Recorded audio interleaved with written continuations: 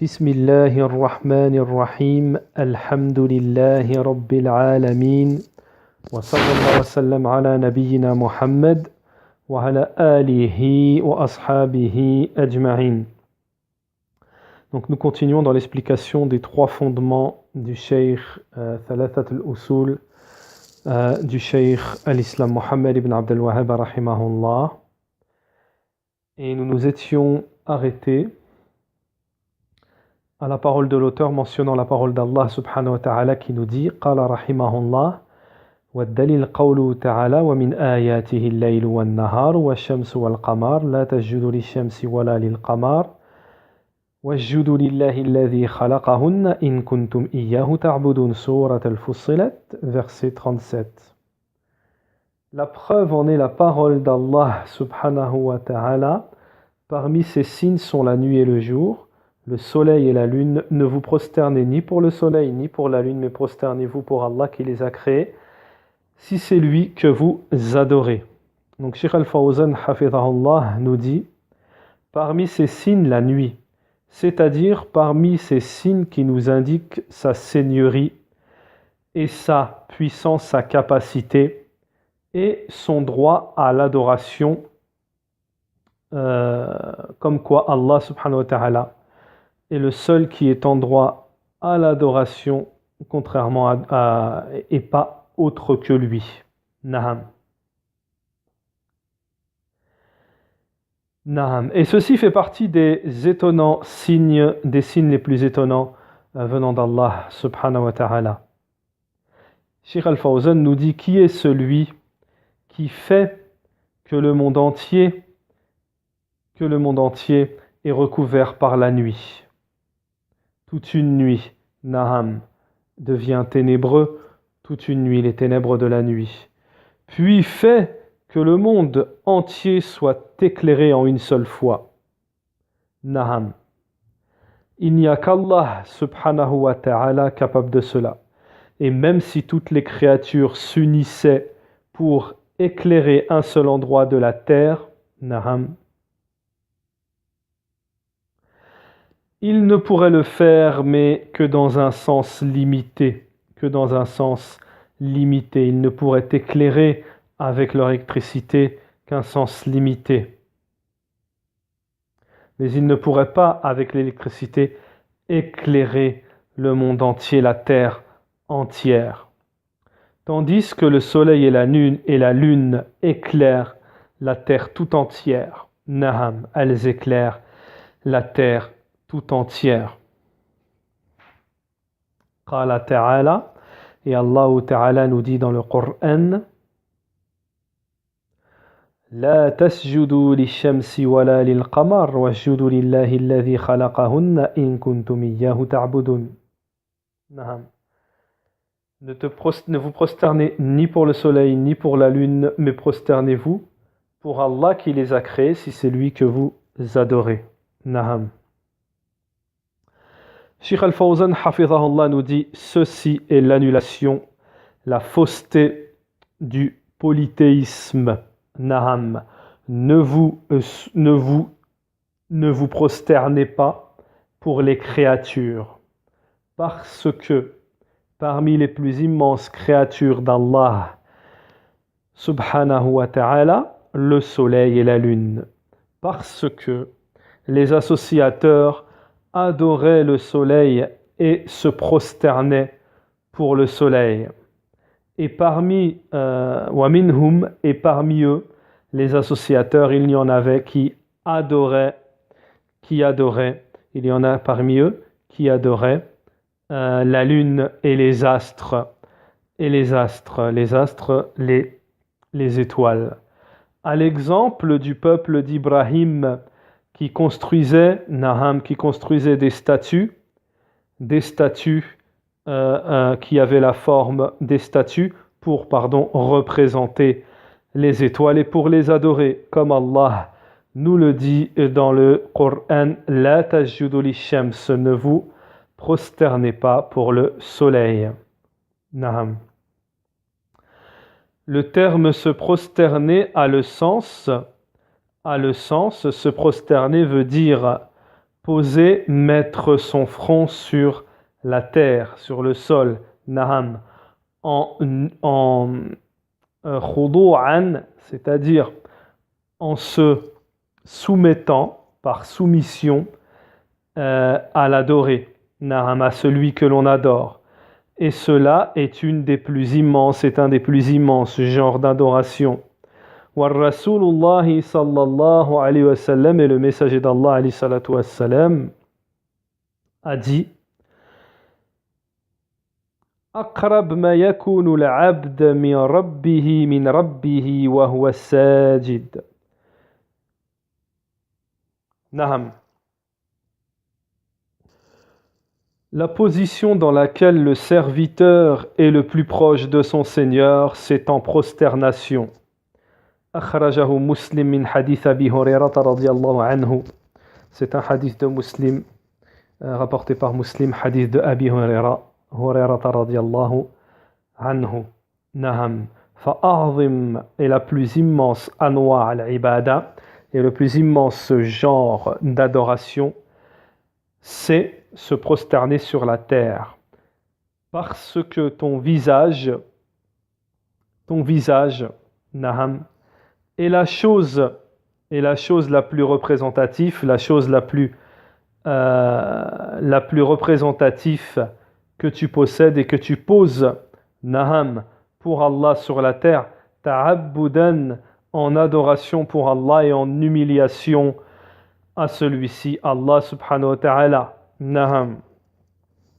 C'est cela le vrai, et c'est cela la vraie prosternation qui wala yaliq ta'abbud bihi illa lillah, qui ne convient en tant qu'adoration qu'à Allah subhanahu wa ta'ala.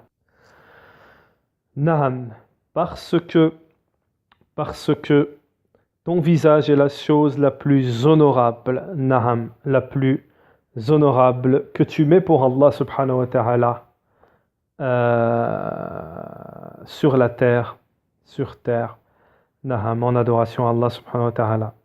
Tandis que le fait de se prosterner pour le soleil et la lune, ceci est une prosternation envers les créatures qui n'ont aucun droit qu'on se prosterne pour elles. Il n'est pas permis de se prosterner pour les créatures au pluriel. Innama sujud lil khaliq al makhluqat. Mais la prosternation se fait et pour le créateur des créatures, tandis que les créatures comme toi, naham, qui sont administrées par Allah subhanahu wa ta'ala, est-ce que tu te prosternes pour les créatures qui sont impuissantes comme toi? Ceci n'est pas permis. Où est partie votre raison? Où sont parties les raisons? Nous dit Sheikh Al-Fawzan, naham. La prosternation, seul le Créateur, le Très-Haut, la mérite. Celui, naham, c'est Allah subhanahu wa ta'ala qui la mérite. La prosternation est le droit d'Allah subhanahu wa ta'ala et n'est pas le droit,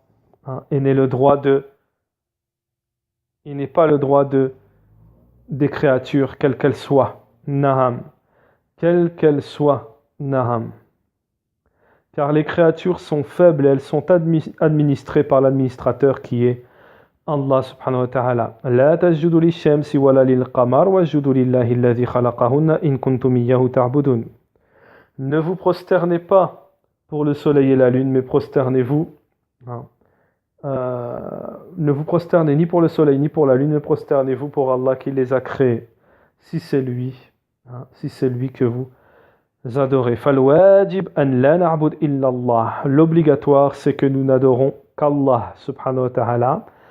Fa-idha sajadtum, et lorsque vous vous prosternez pour lui, et que vous vous prosternez pour autre que lui, alors votre adoration n'est pas authentique, naham, mais votre adoration est mélangée au polythéisme, naham, et le polythéisme pervertit l'adoration, naham.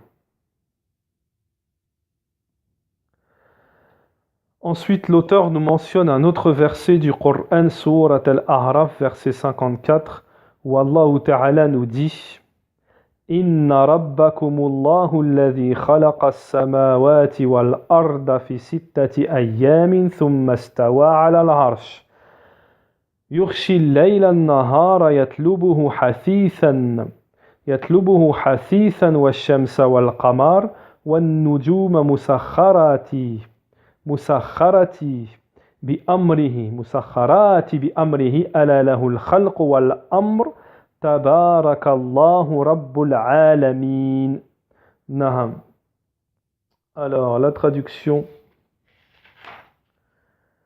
Votre Seigneur, c'est Allah qui a créé les cieux et la terre en 6 jours, puis s'est établi istawa sur le trône, il couvre le jour de la nuit, qui poursuit celui-ci sans arrêt, il a créé le soleil, la lune et les étoiles, soumis à son commandement, la création et le commandement n'appartiennent qu'à lui, toute gloire à Allah, Seigneur de l'univers. Naham.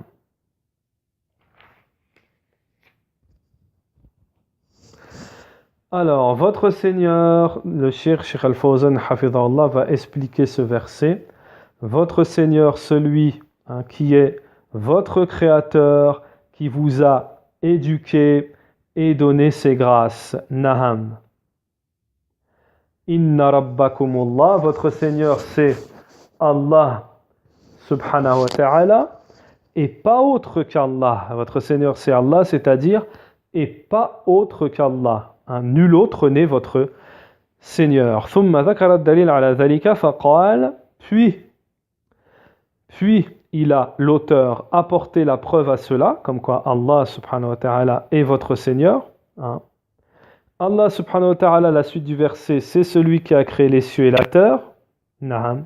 Donc, ceci est la preuve de la seigneurie d'Allah subhanahu wa ta'ala, c'est-à-dire qu'il a créé les cieux et la terre et pas autre que lui, Naham, n'a créé les cieux et la terre. Et nul autre ne l'a assisté dans cette création, la création des cieux et de la terre. Il est unique et seul à avoir créé les cieux et la terre. Khalaqa as-samawati wal ard.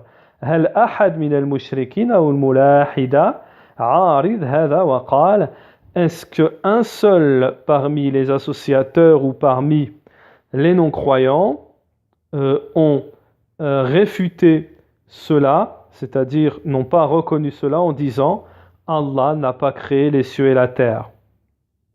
Celui qui les a créés, c'est un tel, ou alors c'est moi qui les a créés. Ou alors c'est tel statut qui a créé les cieux et la terre. Est-ce qu'une seule personne s'est permise de prétendre cela? Naham, que ce soit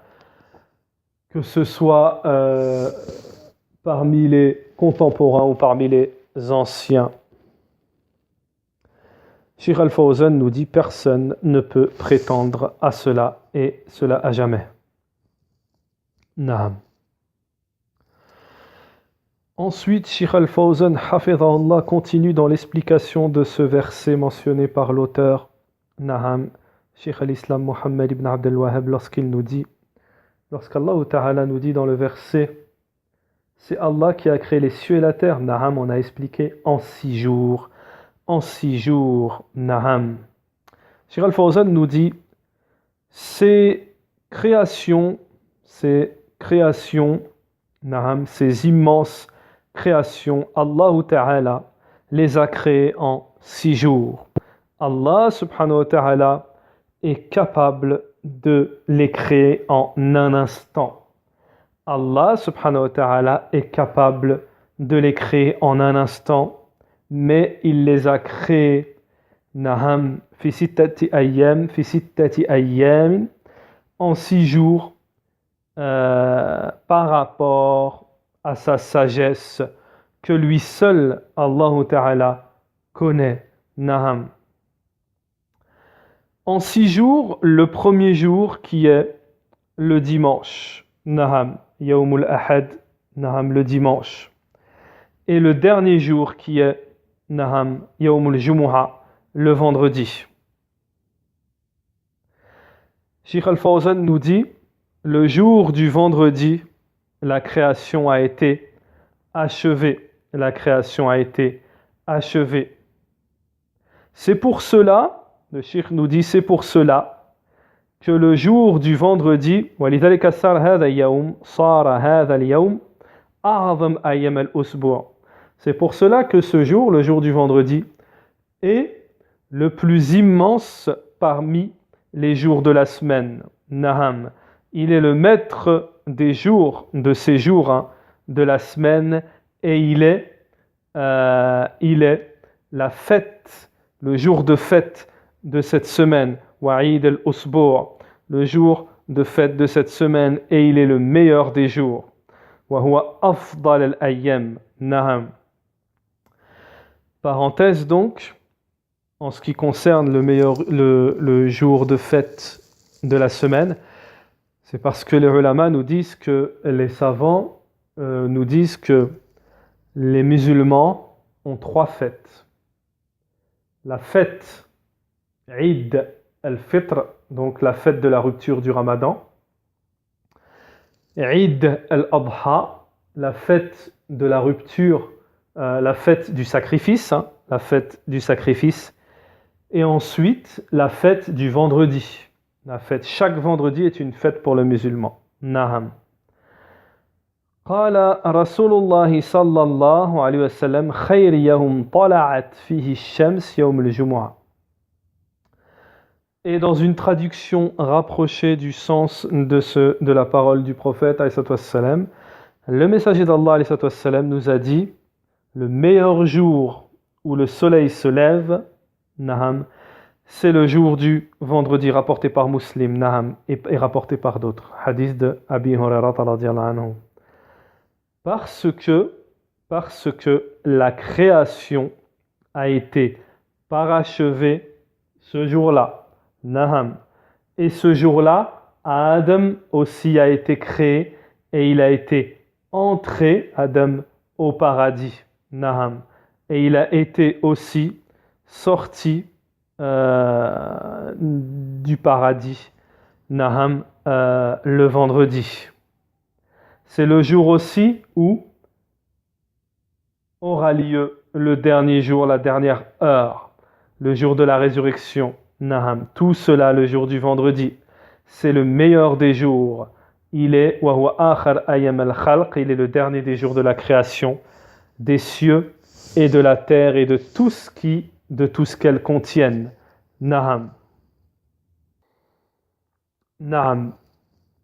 Ensuite, le cheikh continue dans l'explication de la sourate. Thumma stawa ala al-arsh. Puis Allah subhanahu wa ta'ala s'est établi istawa sur le trône. Sheikh Al-Fawzan nous dit l'istiwa, l'établissement d'Allah subhanahu wa ta'ala sur son trône est venu après la création des cieux et de la terre. Parce que c'est un des attributs d'action qu'Allah a fait, yaf'alaha Allah mata sha. C'est une action qu'Allah fait quand il veut. Naham. Le sens de istawa, s'est élevé. Le sens de al-istiwa, nous dit Sheikh Al-Fawzan, c'est-à-dire, Naham, il s'est élevé au-dessus. Naham. Al-Arsh, le trône, nous dit Sheikh Al-Fawzan, c'est le toit des créatures. Le trône, il est au-dessus, c'est le toit des créatures. Huwa saqf al-makhluqat. Al-Arsh huwa saqf al-makhluqat. وهو في اللغة سرير وهو السرير ذو قوائم تحمله الملائكة. نعم.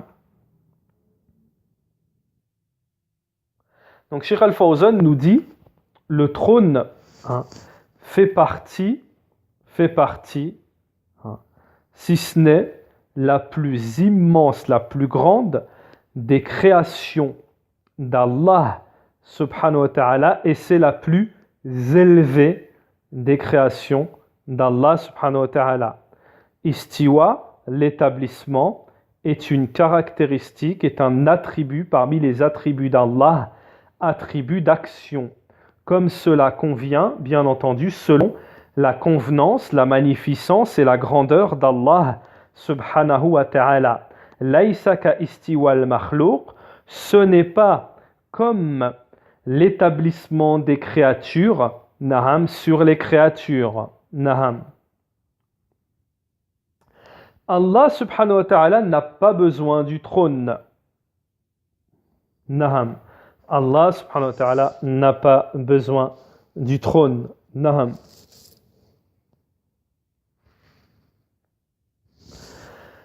Mais c'est plutôt le trône qui a besoin d'Allah subhanahu wa ta'ala, car il est créé. Allah subhanahu wa ta'ala est riche. Il se passe du trône et de toute autre chose.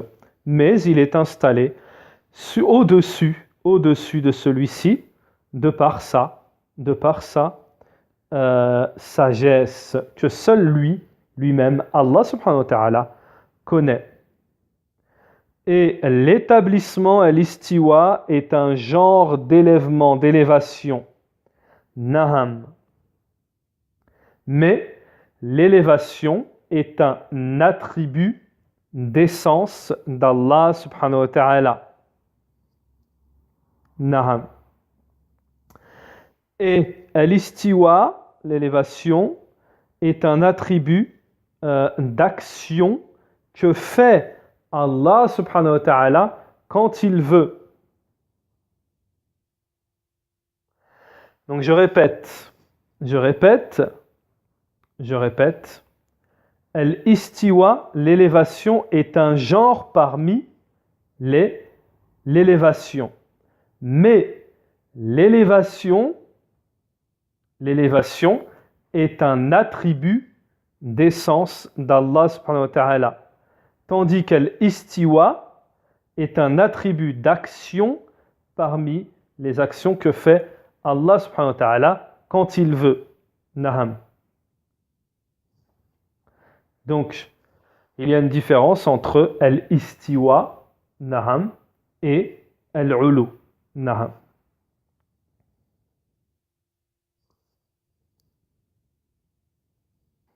Naham.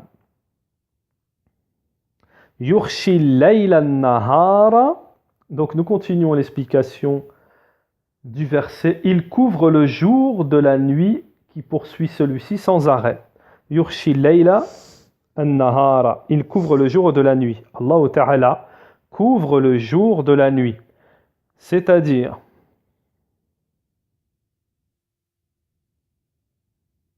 naham. En fait, c'est cette c'est cette alternance lorsque le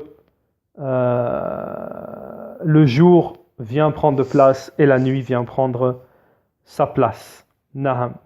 وَاللَّيْلِ يُغْضِهِ النَّهَارِ فَيَصْبِحْ مَضِيًّا يَطْلُبُهُ حَثِيثًا. Naham.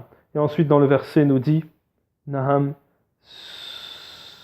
le jour de la nuit qui poursuit celle-ci sans arrêt. C'est-à-dire que l'une vient directement après l'autre sans retard. Lorsque